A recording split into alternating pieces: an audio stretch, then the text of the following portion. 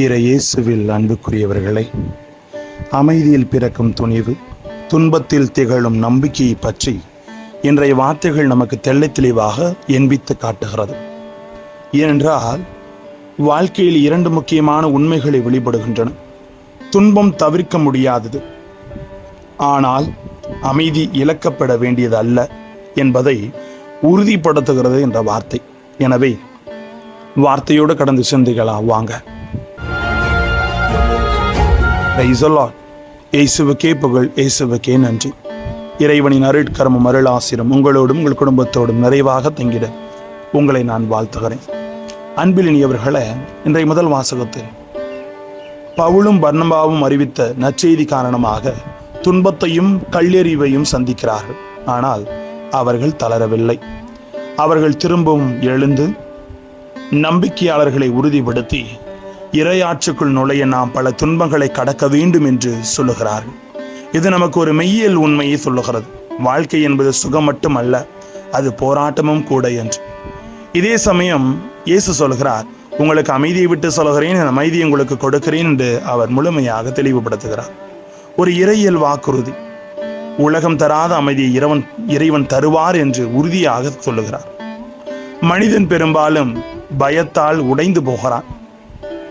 எதிர்காலம் பற்றிய கவலை, தோல்வி பற்றிய அச்சம், உறவுகளில் ஏற்படும் உடைப்பு, இவை மன அமைதியை குலைக்கும். ஆனால் இயேசு கூறும் அமைதி என்பது சூழ்நிலையை மாற்றுவது அல்ல, அது மனதின் நிலையை மாற்றுவது என்பது உணர்த்தப்படுகிறது. பவுல் கல்லெறியப்பட்ட பிறகு எழுந்து உடல் வலிமையால் அல்ல, அது உள்ளார்ந்த நம்பிக்கையால். அதுபோல நம் வாழ்க்கையிலும் பிரச்சனைகள் வரலாம். குடும்பத்தில் குழப்பம், பணியில் அழுத்தம், எதிர்காலம் பற்றிய அச்சம். ஆனால் இன்றைய வார்த்தைகள் சொல்லும் செய்தி, பிரச்சனைகள் உன்னை உடைக்க வரவில்லை, உன்னை உருவாக்க வருகின்றன. துன்பம் மனிதனை ஆழமாக சிந்திக்க வைக்கிறது.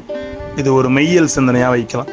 இறையியல் பிரகாரம் பார்த்தீங்கன்னா அந்த துன்பத்தில் இறைவன் அருகில் இருப்பார். உளவியல் சிந்தனையாளர்கள் சொல்லுகிறார்கள், அமைதி உள்ளிருந்து வந்தால் வெளி உலகம் அதை குலைக்க முடியாது என்று. இறுதியாக இயேசு சொல்லும் உண்மை, உங்கள் இதயம் கலங்காதிருக்கட்டும், அஞ்சாதிருங்கள் என்று. இன்று நாம் கேட்டுக்கொள்ள வேண்டிய கேள்வி, நான் சூழ்நிலையை நம்புகிறேனா அல்லது இறைவன் தரும் அமைதியை நம்புகிறேனா? துன்பம் வாழ்க்கையின் பகுதி, ஆனால் அமைதி விசுவாசத்தின் அடையாளம்.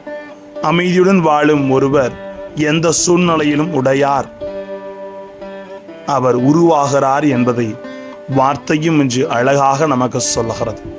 ஆகவே நமது வாழ்க்கையிலே என் அமைதி உங்களுக்கு அளிக்கிறேன் என்று இயேசு நற்செய்தியில் கூறுவது போல, இறைவனின் ஆழ்ந்த அமைதி மனதுக்குள் இருக்கும்போது வெளிப்புற துன்பங்களால் நம்மை ஒன்றும் செய்ய இயலாது.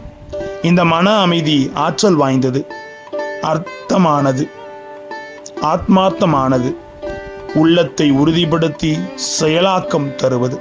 இந்த அமைதியை தேடித்தான் மனம் அலைகிறது. இயேசுவின் அமைதி மனதுக்குள் இருந்தால் நம்மால் எந்த எதிர்ப்புகளையும் சமாளிக்க முடியும் என்பதை தெளிவாகவே ஆண்டவர் நமக்கு சொல்லுகிறார். நான் ஒரு அமைதியான பார்வையாளராக இருக்க மாட்டேன், மாறாக நீதிக்காக குரல் கொடுத்து மகிழ்ச்சி அடைவேன் என்ற உறுதிமொழியோடு நாம் வாழ வேண்டும். இதைத்தான் வார்த்தை என்று நம்மிடம் எதிர்பார்க்கிறது. அமைதியில் பிறக்கும் துணிவு, துன்பத்தில் திகழும் நம்பிக்கையாளர்களாக வாழ்வோம்.